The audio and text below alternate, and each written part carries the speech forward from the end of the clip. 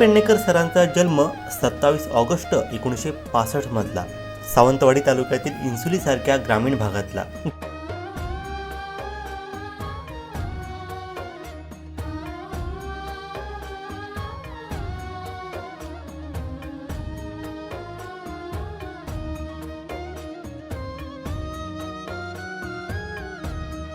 घरची आर्थिक परिस्थिती जेमतेम बेताची होती। वडील शेतकरी होते। भरपूर शेतजमीन असल्यानं वडिलांचा शेती हाच प्रमुख व्यवसाय होता। एकूण 3 भाऊ बहीण असं 4 भावंडांचं कुटुंब होतं। 10वी पर्यंत शिक्षण इन्सुली येथे त्यांनी पूर्ण केलं। वडिलांनी तब्बल 84 गुंठे जमीन इन्सुली हायस्कूलला दिली आणि इन्सुली सारख्या गावात शिक्षणाचं दालन गुरुनाथ पेडणेकर यांच्या वडिलांनी सुरू केलं। विद्या विकास मंडळाची स्थापना करण्यात आली आणि इन्सुली माध्यमिक विद्यालय स्थापन झालं। गुरुनाथ पेडणेकर हे 10वी मध्ये असताना वडिलांचं आकस्मिक निधन झालं आणि पेडणेकर यांच्यावरती दुःखाचा डोंगर कोसळला। अशा वेळी ते डगमगले नाहीत। आपलं 10वी पर्यंत शिक्षण त्यांनी पूर्ण केलं। ज्या इन्सुली हायस्कूलला 84 गुंठे जमीन दिली होती त्यांनी आधीच आश्वासन दिलं होतं, तुमचा मुलगा किंवा घरातलं कोणी मोठा झाल्यावरती त्याला शिक्षक म्हणून इथे नोकरीला ठेवलं जाईल। घर चालवायला काहीतरी आधार हवा होता।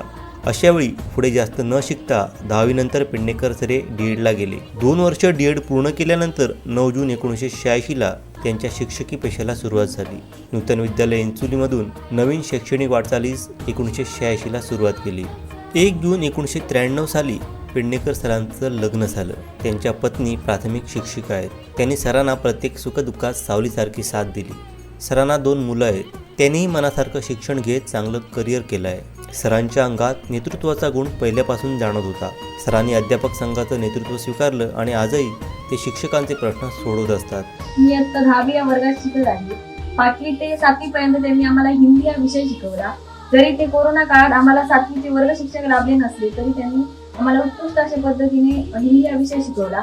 त्यामुळे आम्ही हिंदी या विषयामध्ये छानपैकी मार्क पडतोय, छानपैकी मार्क पडतात आणि प्रत्येक कार्यक्रमात त्यांनी आम्हाला छानपैकी असा सपोर्ट केला। कुठल्या म्हणजे आपण रस्त्यामध्ये जरी आपण आम्हाला भेटलो तरी त्यांनी आम्हाला गाडीने इकडे शाळेपर्यंत सोडली आणि नेहमी आमची मदत केली। आम्हाला सरांची खूप आठवण आहे। प्रत्येक कार्यक्रमात ते चांगल्या अशा पद्धतीने सहभाग घेत होते।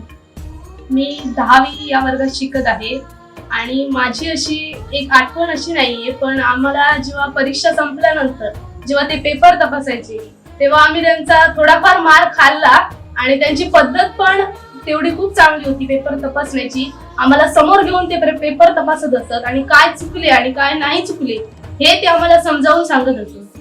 त्यांनी खूप चांगलं आमच्या शाळेत काम केलं। प्रत्येक कार्यक्रमाला ते आधी आम्ही 5वीत असताना सूत्रसंचालन करत असत आणि मला ते सूत्रसंचालन त्यांचं खूप आवडत असतं आणि ते कोणतेही मोठे कोण साहेब आले तर ते त्यांना नमस्कारच करत पहिले। आम्ही त्यांच्यासाठी ग्रीटिंग कार्ड करणार आहोत आमचा वर्ग आणि त्यांना ते आम्ही ग्रीटिंग कार्ड देणार आहोत अशा आम्ही त्यांना शुभेच्छा देतो। मी 10वी या वर्गात शिकते आणि माझं नाव दिव्या गोटावळे। तर सर खूप प्रेमळ आहे, दयाळू पण आहे। त्यांनी आम्हाला हिंदी हा विषय खूप असं चांगल्या पद्धतीने शिकवला म्हणून आम्हाला हिंदी येतं असं मी म्हणेन। कारण हिंदी शिकवण्याची जी त्यांची कला होती आणि त्यांची पद्धत होती ती वेगळीच होती। मेन म्हणजे तर आम्ही लक्ष देऊन ऐकायचो ते हिंदी शिकवायचे तेव्हा आणि त्या आठवणी खूप आमच्यासाठी अनमोल होत्या। सवय म्हणजे लहानपणापासून आम्ही टीव्ही मध्ये फिल्म बघायचो आणि त्यानंतर 5वी आल्यानंतर सरांनी एवढं चांगलं शिकवलं, मला वाटतं तर मला त्यांच्यामुळे हिंदी येतं असं। मार्क्स पण चांगले पडतात मला त्या हिंदी विषयात। तर मी म्हणजे सर आम्हाला खूप असे प्रेमळपणाने वागतात। त्यांनी कधीच असं कोणाला असं भेदभाव वगैरे नाही केला।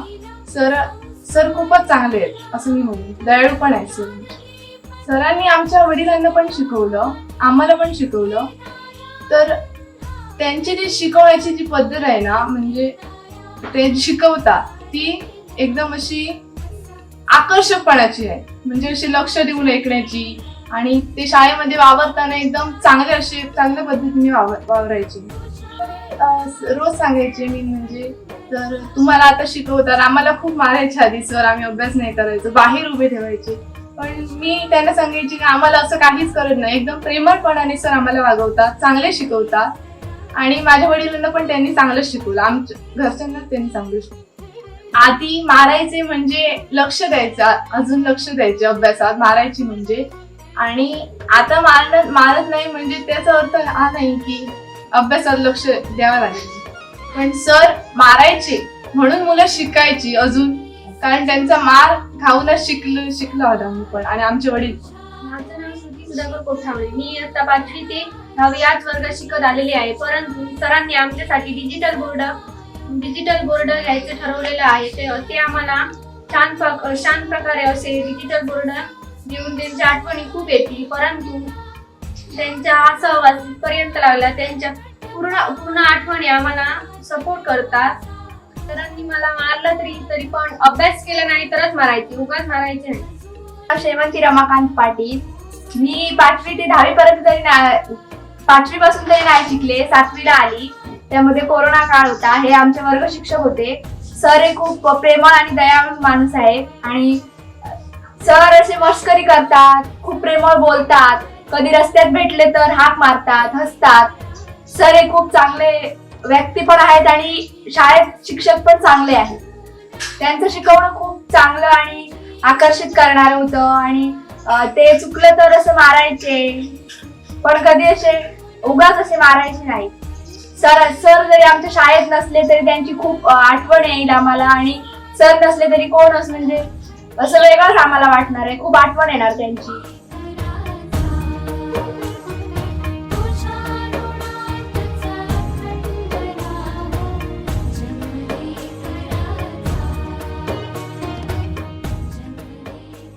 जिल्हा परिषदेच्या पोटनिवडणुकीत मोठ्या मताधिक्यानं गुरुनाथ पेडणेकर विजयी झाले आणि ते जिल्हा परिषदेवरती निवडून गेले. पुढे ते शिक्षण सभापती झाले. नारायण राणेंनी त्यांना शिक्षण व आरोग्य सभापती पदासारख्या महत्त्वपूर्ण पदावरती विराजमान केलं. हे पद मिळाल्यानंतर शिक्षण व आरोग्य सभापती पदाला त्यांनी चांगला न्याय दिला. जनतेला व लोकाभिमुख कामांना त्यांनी प्राधान्य दिलं. शिक्षण सभापती कसा असावा याची चुणूक त्यांनी दाखवून दिली. पुढे त्यांच्या नेतृत्वाची दखल नारायण राणेंनी घेतली आणि त्यांना जिल्हा बँकेच्या तज्ज्ञ संचालक पदापर्यंत नेलं. आपलं राजकीय काम करता करता शैक्षणिक कामाकडे त्यांनी कधीही मागे वळून पाहिलं नाही. D.Ed नंतर BAची आणि नंतर MAची पदवी त्यांनी घेतली. BA B.Ed पदावरती ते काम करू लागले. हिंदीसारखा महत्त्वाचा विषय त्यांनी अतिशय उत्कृष्ट पद्धतीने विद्यार्थ्यांना शिकवला. त्याची विद्यार्थी आजही आठवण काढतायत.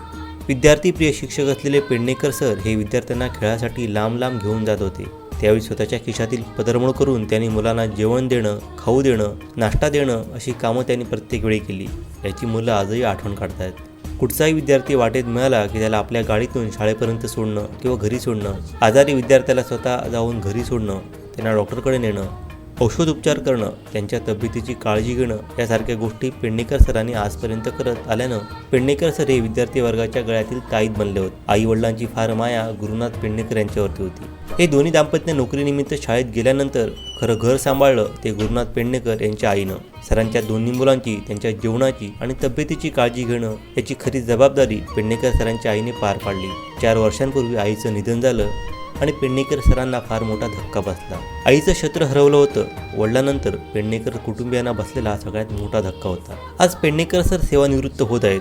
एक सर्वसामान्य शिक्षक राजकारणात पण मोठी ध्येय बाळगून मोठ्या पदावरती विराजमान होऊ शकतो याचं उत्तम उदाहरण म्हणजे गुरुनाथ पेडणेकर सर आहेत. संकटावर मात करत सरांनी 37 वर्षाच्या आपल्या शिक्षकी पेशाच्या काळात अतिशय लोकाभिमुख काम करत अनेक विद्यार्थी घडवलेत.